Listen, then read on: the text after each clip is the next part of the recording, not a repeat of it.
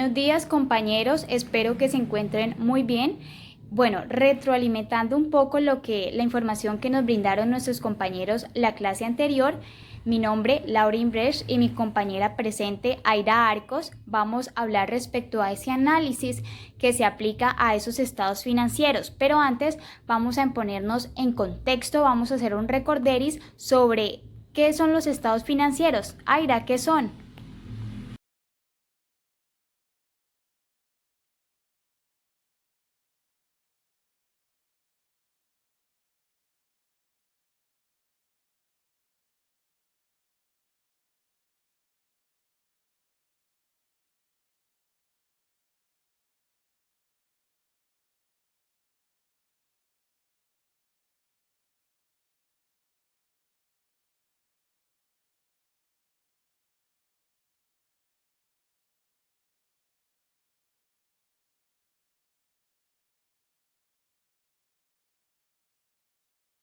Los estados financieros, informes financieros o estados contables tienen un objetivo o bueno, se enfocan básicamente en mostrar la realidad de la empresa, evidenciando lógicamente su estructura.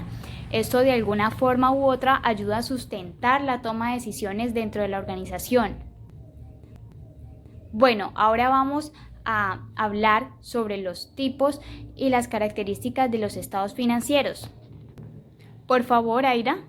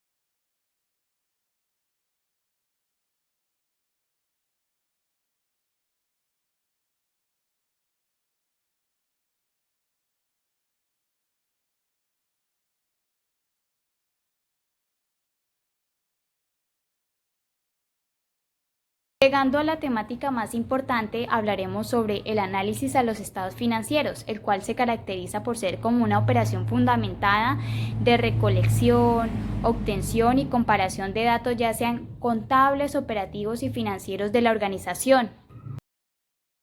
¿Por qué se realiza este análisis? Bueno, básicamente el análisis lo aplicamos o lo desarrollamos para conocer la posición financiera de la empresa, los resultados y hasta las proyecciones que ésta se plantea, obviamente basándonos en los datos contables y en el contexto económico que tenemos de esta. ¿Quién efectúa este análisis? Bueno, acá voy a extender un poquito nomás y es que quiero que tengamos claro que lo que es el ejercicio de la contabilidad está al servicio de los usuarios. ¿Y quiénes son los usuarios? En este caso son todos aquellos que de alguna forma se involucran o manipulan esta información financiera. Posteriormente aclaremos que la importancia de los estados financieros no radica en las cifras que obtenemos de estos, no, radica en el análisis que realizamos mediante estas cifras. Dependiendo del tipo de usuario que quiera tomar decisión o acción sobre este análisis, pues sabremos que este se desarrolle de una forma u otra. Tenemos dos tipos de usuarios, los usuarios externos y los usuarios internos.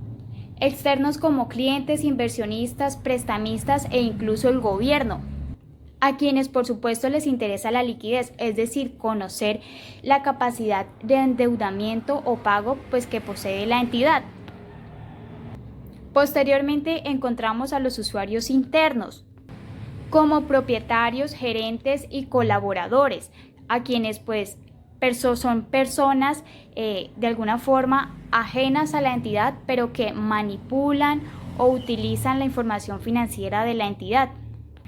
¿Cómo realizar el análisis a los estados financieros? Para eso nuestra compañera Aira nos va a hablar, nos va a comentar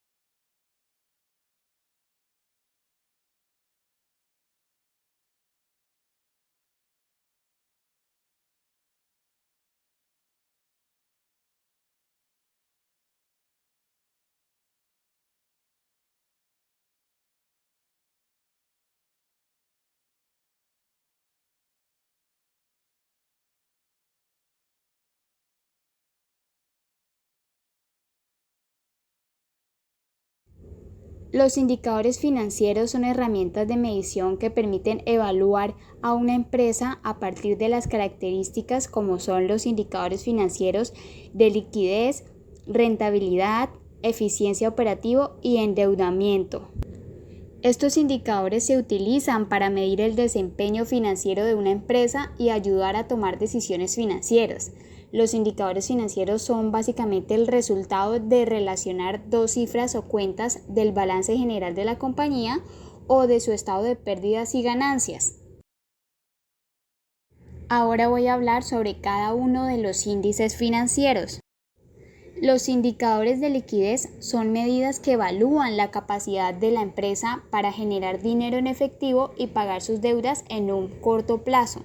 Algunos de los principales indicadores de liquidez son la razón corriente, que dice que es la relación entre los activos corrientes y los pasivos corrientes. Después, la prueba ácida, que es la relación entre los activos corrientes menos el inventario y los pasivos corrientes. Después está razón de efectivo, que es la relación entre el efectivo y los pasivos corrientes. Después encontramos capital de trabajo, que es la diferencia entre los activos corrientes y los pasivos corrientes. Por último, solidez financiera, que es la relación entre el patrimonio y los pasivos totales. Los indicadores de rentabilidad son los que permiten medir y analizar si una empresa está siendo rentable o no. Algunos indicadores más relevantes son el margen de beneficio, que señala la cantidad de dinero que se obtiene después de reducir los costos de producción o ventas. Retorno sobre la inversión, que es la relación entre el beneficio y la inversión realizada. Margen de contribución, que nos habla sobre la diferencia entre el precio de venta y el costo de variable por unidad. Después encontramos rentabilidad por cliente, que nos habla de ese beneficio que se genera por cada cliente atendido. Y por último, retorno de inversión publicitaria, que es el beneficio que se obtiene por cada unidad monetaria invertida en publicidad. Los indicadores de actividad se utilizan para medir la eficiencia que tiene la empresa en la utilización de sus activos. Se utiliza un análisis dinámico comparando las cuentas de balance y las cuentas de resultados. Este indicador se caracteriza por su importancia para identificar los activos improductivos de la empresa y enfocarlos al logro de objetivos financieros de esta. Algunos indicadores de actividad son rotación de cartera, periodo promedio de cobro, rotación de inventarios, rotación de activos fijos, rotación de activos operacionales, activos totales y rotación de proveedores. Por último, encontramos los indicadores de endeudamiento o solvencia, quienes miden el nivel de deuda y el grado de participación de los acreedores en una empresa. Estos indicadores permiten analizar la estructura del capital de la empresa, es decir, cómo se financia con recursos internos o recursos externos. El ratio de endeudamiento mide la proporción de deuda respecto a todo el pasivo. Es un indicador de la dependencia de la empresa respecto a la financiación ajena, tanto a corto como a largo plazo. Coeficiente de endeudamiento a corto plazo. Lo interesante para la empresa es que la mayor parte de la deuda se sitúa a largo plazo, pues la deuda a corto plazo podría reducir drásticamente la liquidez. El coeficiente de endeudamiento a largo plazo nos indica que parte del endeudamiento es a largo plazo, como decíamos anteriormente. Lo interesante para la empresa es situar la deuda más a largo plazo que a corto, aunque es la visión contraria a la que de pronto tendría el acreedor. Servicio a la deuda es un indicador sobre la capacidad de la empresa de devolver la deuda a largo plazo y es tanto un indicador de endeudamiento como de rentabilidad. Y por último, fondo de maniobra es un indicador de endeudamiento como de liquidez que mide la capacidad de la empresa a la hora de responder a sus deudas a corto plazo con sus activos más líquidos. Para finalizar, voy a colocar aquí un ejemplo cómo realizo un análisis para conocer el estado de liquidez de una empresa utilizando un estado financiero con datos ficticios. Profundicemos en el primer segmento de análisis financiero, que es el análisis de liquidez.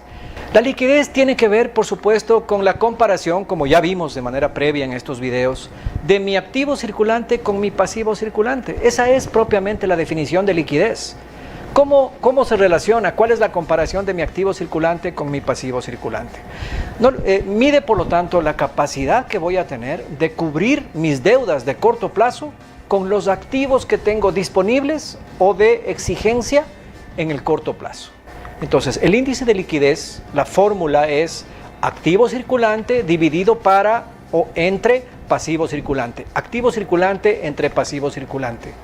Por ejemplo, mi activo circulante es 62.225 unidades monetarias y mi pasivo circulante es 35.475 unidades monetarias. Como vemos, el activo corriente es mayor que el pasivo corriente en 1.75 veces. Entonces, de acuerdo a esto, de acuerdo a este resultado, yo voy a tener 1.75 unidades monetarias disponibles en este año que viene con relación a cada unidad monetaria que tengo que pagar. Entonces, si estoy en México, diré, voy a tener 1.75 pesos para pagar cada peso que debo. Si estoy en otro país, estoy en Costa Rica, diré colones, etcétera, etcétera. Pero la liquidez es, ¿cuál es la relación de mis activos corrientes versus mis pasivos corrientes?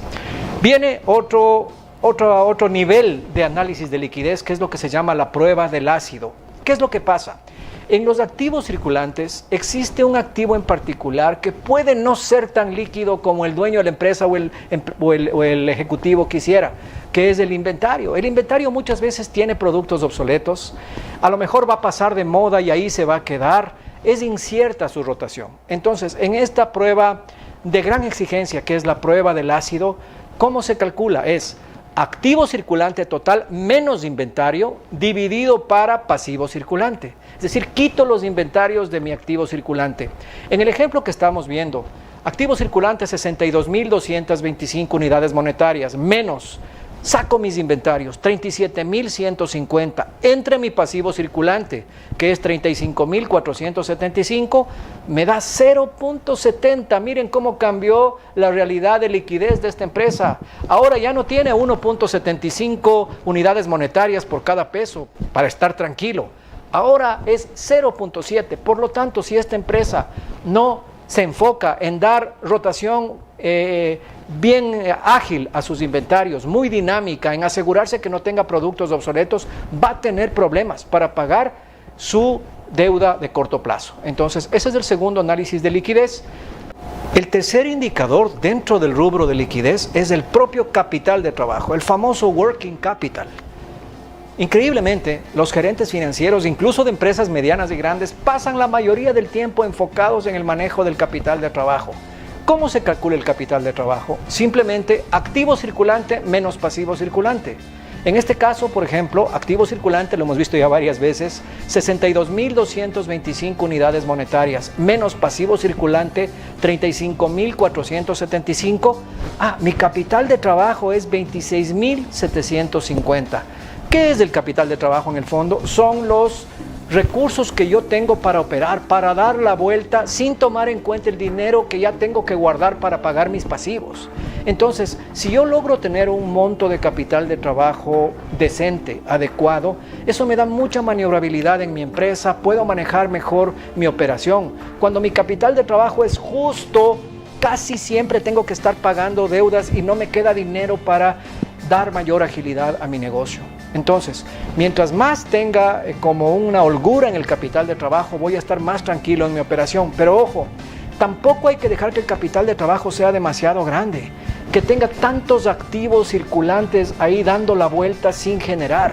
Yo necesito tener un capital de trabajo, por supuesto, que me dé maniobrabilidad, pero que optimice el resultado de mi inversión.